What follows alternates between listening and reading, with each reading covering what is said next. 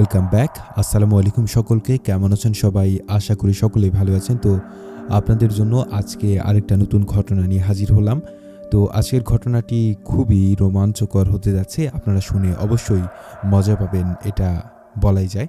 তো আমি আর কথা বাড়াবো না, সরাসরি চলে যাব আজকের ঘটনায়। তো শুরু করা যাক। রাত হলেই শ্যামপুর গ্রামে শুনশান নীরবতা নেমে আসে।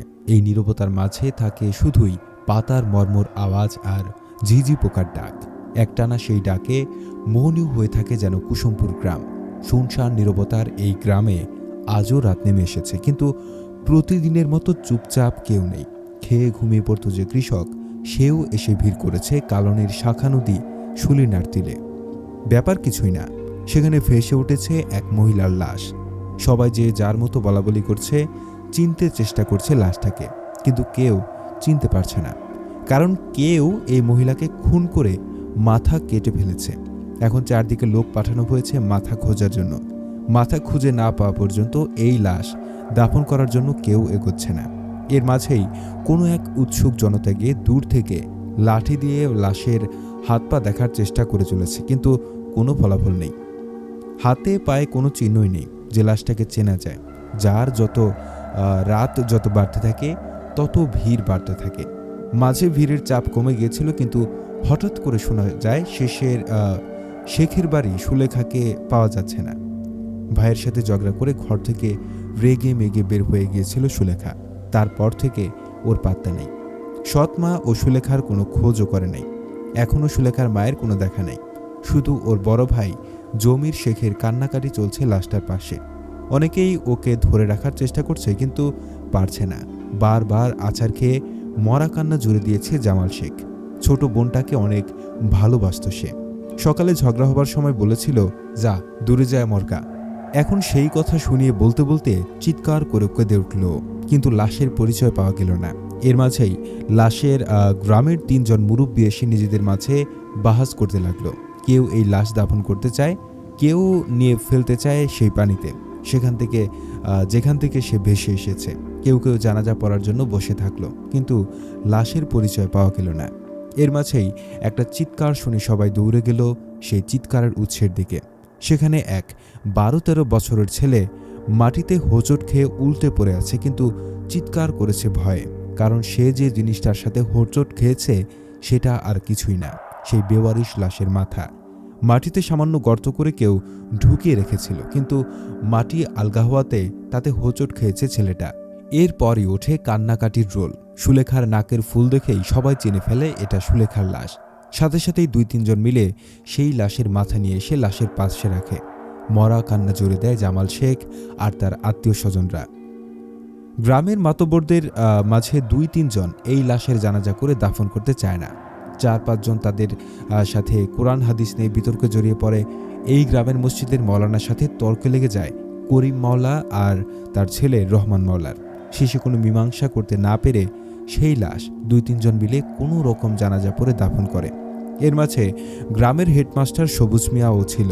সবুজ মিয়া নিজের দায় থেকে এই কাজে উৎসাহ দেবার জন্য দোষী সাব্যস্ত হয় পরদিন এক সালিশে। 3-7 সবার মুখে একই ঘটনা, একের পর এক ডানা মেলতে থাকে। কেউ কেউ বলা শুরু করে সবুজ মিয়া এই সুলেখার প্রেমের সম্পর্ক ছিল। আর এর রেশ ধরে কয়েকদিন পর আবার সালিশ ডাকা হয়।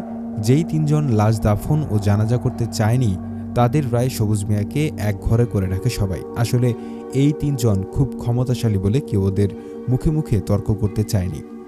তাদের মাঝে রহমান মাওলা পরের মাসে চেয়ারম্যান পদে ভোটে দাঁড়াচ্ছে, তাই তার সাথে কেউ কথা কাটাকাটি করতে চায়নি। ফলাফল, নিরীহ সবুজ মিয়াকে এড়িয়ে চলতে শুরু করে সবাই। কিন্তু সুলেখার ভাই জামাল শেখের বন্ধুত্ব ছিল, তাই সবুজ মিয়াকে নিজের ঘরে খাওয়াতে শুরু করে সে। এর মাঝে সবাই সুলেখার কথা প্রায় ভুলে যায়। 2 সপ্তাহ পর একদিন গ্রামের মসজিদের ইমাম ইসমাইল মিয়া ফজরের নামাজের আজান দিতে গিয়ে এক বিভৎস দৃশ্য দেখে ভয়ে চিৎকার করে অজ্ঞান হয়ে পড়ে। সকালে সবাই তাকে অজ্ঞান অবস্থায় মসজিদে খুঁজে পায়। কেউ বলতে পারছে না কেন সে অজ্ঞান হয়েছে। অনেকক্ষণ পর তার জ্ঞান ফিরলে সে সবাইকে নিয়ে যায় সুলেখার লাশ যেখানে দাফন করা হয়েছিল সেখানে। সুলেখার লাশের পাশে একটা জারুল গাছ আছে, সেখানে একটা ডালে পাওয়া যায় করিম মাওলার ছিন্ন ভিন্ন লাশ। প্রথমে কেউ চিনতে পারেনি, কিন্তু গাছের গোড়ায় কি যেন লাশের মাথাটা সযত্নে কেটে সুন্দর করে সাজিয়ে রেখেছে। দৃশ্যটা অনেকে দেখে অনেকেই সহ্য করতে পারেনি। শেষে পুলিশকে ডেকে পাঠানো হয়। পুলিশ এসে লাশ নিয়ে যায় ময়নাতদন্তের জন্য। এর মাঝে রহমান মওলা খেপে যায় নিজের পিতার এই অবস্থা দেখে।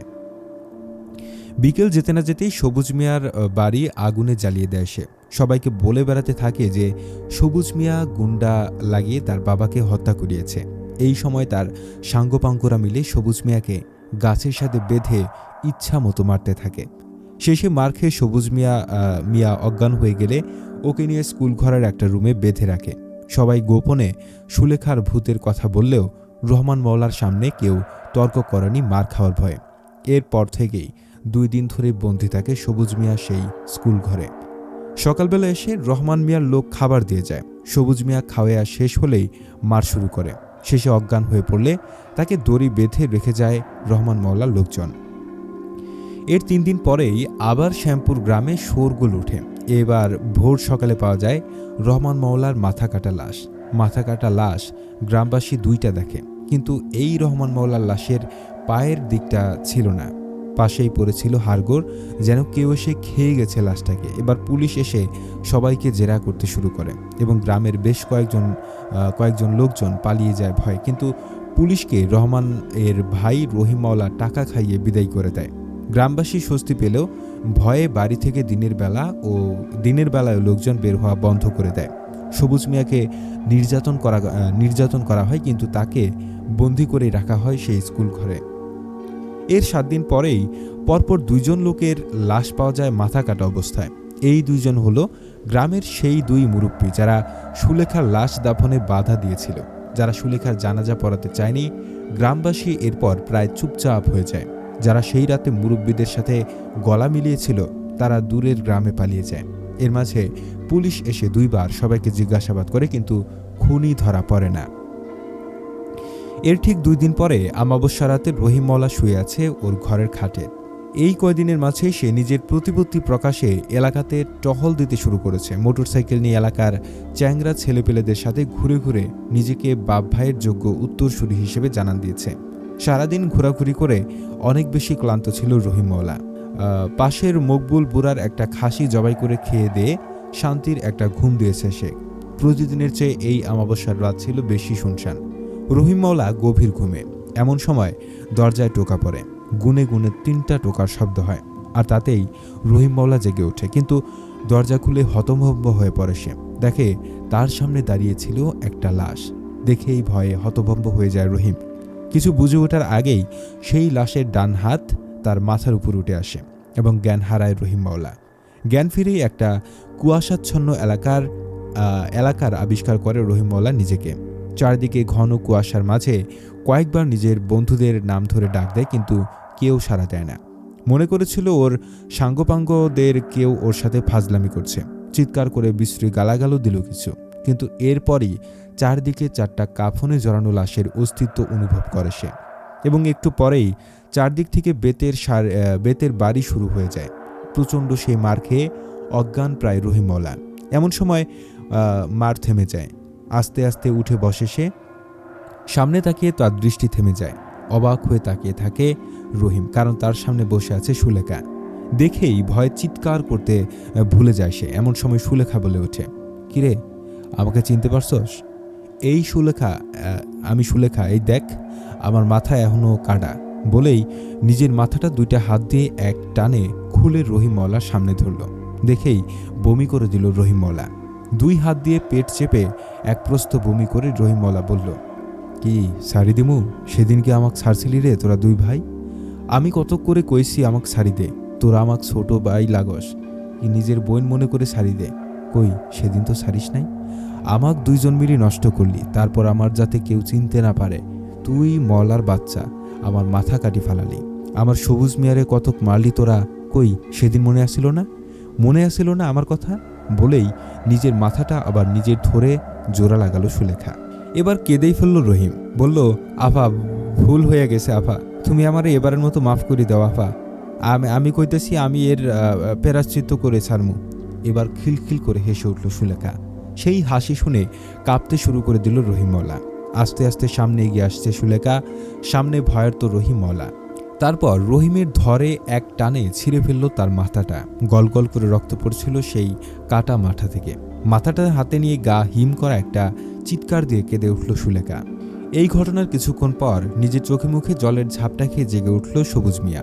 সপ্তাহখানেক ধরে এভাবেই তার ঘুম ভাঙে। মলাদের কেউ একজন চোখে পানি ঢেলে দেয়, তারপর খাওয়া দেয়, আর তার কিছু খায় কিছু খায় না। তারপর শুরু হয়ে যায় মার।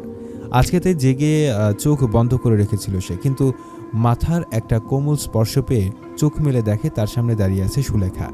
আস্তে আস্তে উঠে বসল সবুজ। শরীরে এতদিন না খাওয়ার ফলে শক্তি নেই, কিন্তু কেন যেন নিজের চোখে খুব বিশ্বাস করতে ইচ্ছা করছে তার। সে বলল, সুলেখা তুই? হ, আমি মইরা গেছিলাম, আজকে আমার মুক্তি হইতাছে, তাই শেষবার তোমারে দেখতে আইলাম বলেই কেঁদে ফেলল সুলেখা। আমার বিশ্বাস হইতেছে না রে, তুই কেমনে মরলি রে?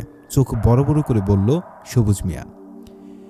এ তো শুনে তোর লাভ নাই মাস্টার, তুমি আস্তে আস্তে উঠো, নাও আমি তোমার শেষবারের মতো খাওয়াইয়া দিতেছি 2টা ভাত বলে পাশে রাখা থালা থেকে ভাত খাইয়ে দিল সুলেখা সবুজকে। সবুজ নিজের চোখে বিশ্বাস করতে পারে না।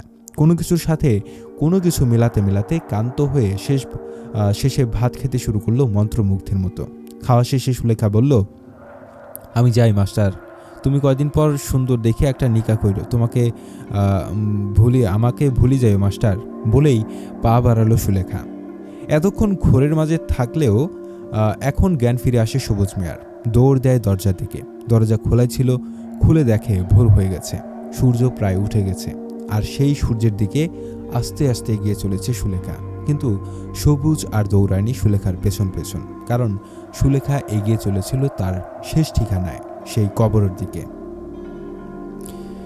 এই ছিল আমার আজকের ঘটনা। আশা করি আপনাদের ভালো লাগবে। তো যদি ভালো লাগে সেটা কমেন্ট করে জানাবেন, ভালো না লাগলেও কমেন্ট করে জানাবেন। আর কি ধরনের ঘটনা চান সেটাও আমাকে অবশ্যই জানাবেন। আর আপনারা যদি ঘটনা পাঠাতে চান তাহলে পাঠাতে পারেন আমার ফেসবুক প্রোফাইল মেসেঞ্জারে, অথবা আমার ইমেল অ্যাড্রেসে। আপনি ইউটিউবের ভিতরে ঢুকলে পেয়ে যাবেন আমার ফেসবুক প্রোফাইলের লিঙ্ক অ্যান্ড ইমেল অ্যাড্রেস।